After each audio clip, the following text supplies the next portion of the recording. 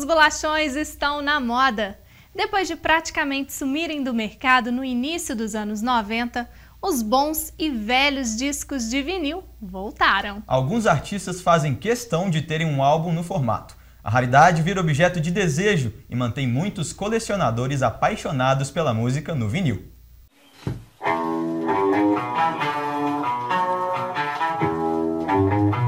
A paixão pela música na minha vida, ela começou com 13 anos de idade. Que foi quando eu comecei a comprar os meus primeiros discos. E de lá pra cá, eu me lembro que eu era office boy em São Paulo e com o tempo que eu tinha disponível, eu saía caçando disco em loja que tinha disco barato de promoção. Foi aí que eu comecei a escutar música de verdade. Eu comprava em média 12 discos por mês. Em 85 eu decidi que eu ia morar em Salvador, de supetão assim, puf. Aí cheguei em Salvador, não sabia o que fazer da vida, aí eu montei minha primeira loja de disco com os discos da minha coleção particular. Que na época eles eram uns 1.100 discos mais ou menos. Eu cheguei aqui em Belo Horizonte em 2002 com umas 4, 5 caixas dessa aqui. Cada caixa dessa aqui cabe mais ou menos uns 150 discos. Esse meu acervo aqui, ele só tem 8, 9 anos. Tem gente que acha que ele me persegue há 20, 30 anos, né? Há 20, 30 anos, há 36, 37 anos atrás surgiu a paixão. Hoje ele tem cerca de 14 mil discos. Vira os olhinhos. Eu acho que quando eu chegar com 40 mil, acho que eu já vou estar já bacana.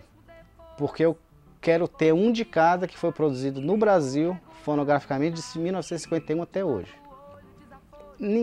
Eu acho que ninguém consegue saber quantas peças desse quebra-cabeça existe. Você pode ver que muita coisa está sendo relançada.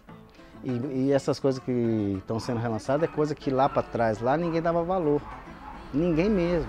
Teve que demorar 30, 40 anos para a galera se tocar que aquele disco era um disco bacana. E a gente conhece os discos, não é nem escutando os discos, para te falar a verdade. Você conhece o disco quando você vai cadastrando ele, você pega a capa. Meu disco que eu mais gosto, que eu acho que é o disco mais bonito do mundo, é o Acabou Chorar do Novos Baianos. Vou mostrando como sou e vou sendo como posso, jogando meu corpo no mundo. Em 2007, o apaixonado pelos discos criou em Belo Horizonte a Feira do Vinil.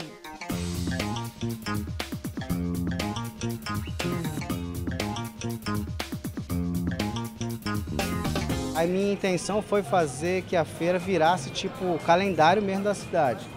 Que ela já vem acontecendo todos os meses e sempre no segundo sábado do mês.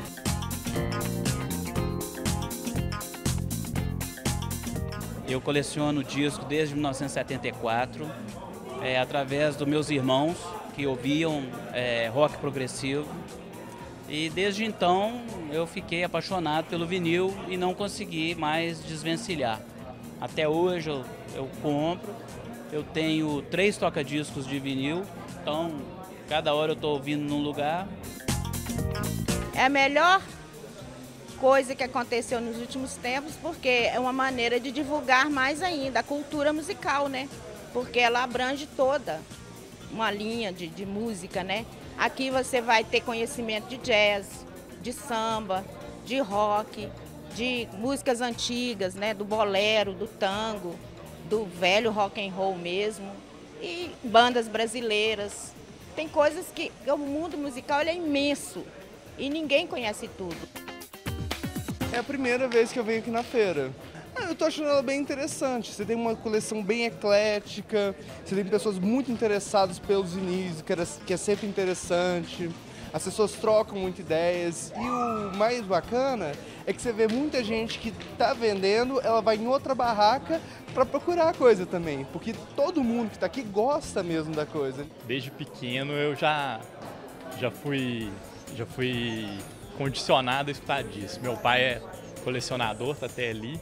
E já me punha para ninar com discos de rock and roll, ele chegou a ter mais de 2.000 discos. Desde os 16 anos de idade, sou colecionador. Curto muito olhar as capas, um bom rock, uma boa música da nossa época. Boa parte da minha coleção é de rock and roll, assim, 50% dela deve ser de rock and roll, uns 25% de blues e jazz, 30%, funk e um pouco de coisa brasileira também. Normalmente eu compro discos de rock, eu gosto também alguns de blues, mas sempre é bom também se comprar algumas coisas brasileiras, que alguns artistas brasileiros têm vinis e alguns discos mais antigos têm coisas muito boas que hoje em dia você não consegue achar na mídia. Bom, vantagem as discutíveis, que são questão de qualidade de áudio, que muito se discute, CD é superior, vinil é superior, e assim, é uma discussão que não tem fim. Eu particularmente prefiro o som de vinil que de CD, mesmo com aquela estática e tal, mas é uma coisa mais orgânica. E há também as questões indiscutíveis, que são a capa, a arte, o ato mesmo de você ter um esforço físico assim, para você escutar a música, te deixa mais ligado com a música. A diferença do disco de vinil para o CD ou MP3, ele tem uma sonoridade diferente, ele tem um estéreo diferente, ele consegue agregar a voz, os instrumentos, a questão do estéreo, a diferença do mono para o estéreo, no caso dos Beatles, é muito interessante.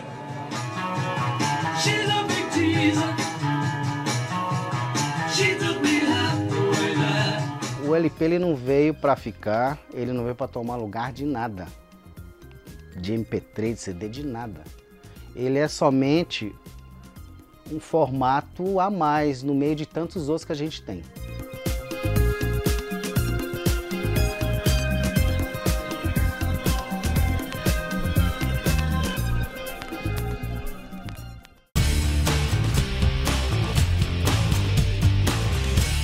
Não por acaso ou acidente, Cal Guimarães tem o reconhecimento pelo trabalho como cineasta. O artista, que se divide entre a fotografia, o cinema e a instalação, dá novo significado às simples figuras do cotidiano e faz poesia com a imagem.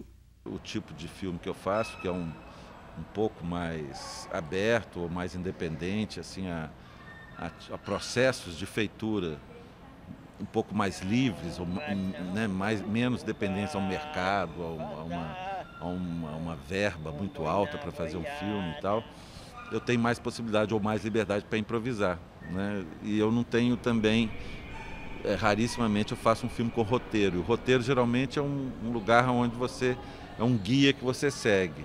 Quando você não tem roteiro, você improvisa o tempo inteiro, né? Então, o acaso, mais do que o improviso, é um elemento muito presente nos meus filmes. Mais do que o improviso, uma certa abertura ao acaso, ao aleatório, ao contingente, mais do que necessariamente ao improvisado, né? Acho que muito característico do trabalho do... É engraçado, né? O Acidente é um filme que, de certo modo, ele demanda uma espécie de roteirização prévia, né? Que é uma pesquisa de lugares, de espaços, né? De personagens, é referência ao poema do Drummond, né? O acróstico, né, que atravessa o filme.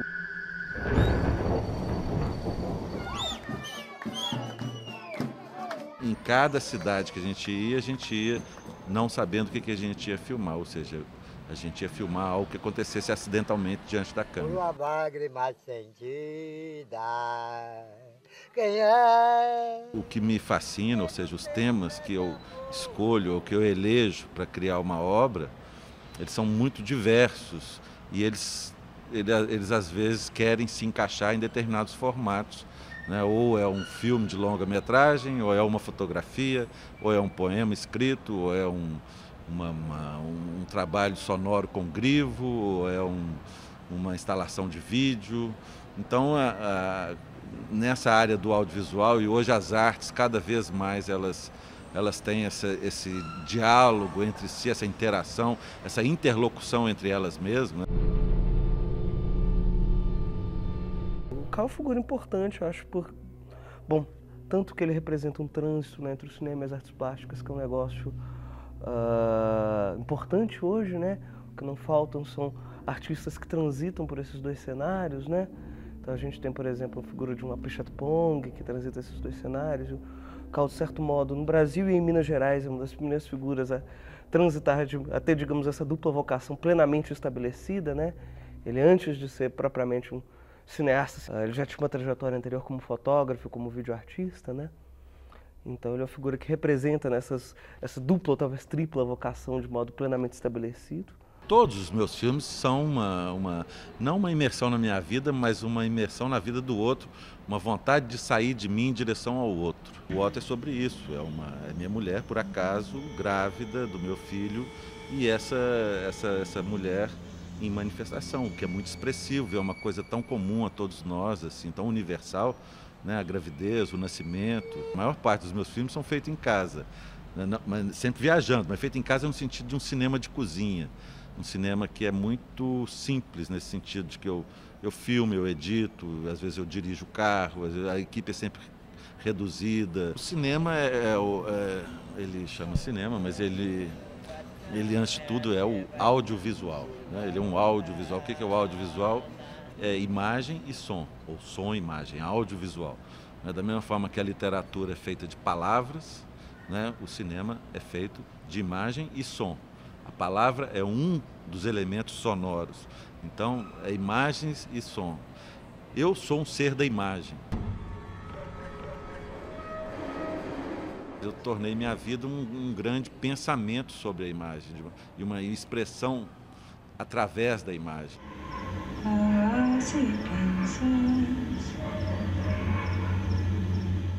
Na semana que vem nós esperamos você. Para sugerir reportagens ou fazer comentários, entre em contato conosco pelas redes sociais, Twitter e Facebook da PUC TV. Até sexta. Tchau.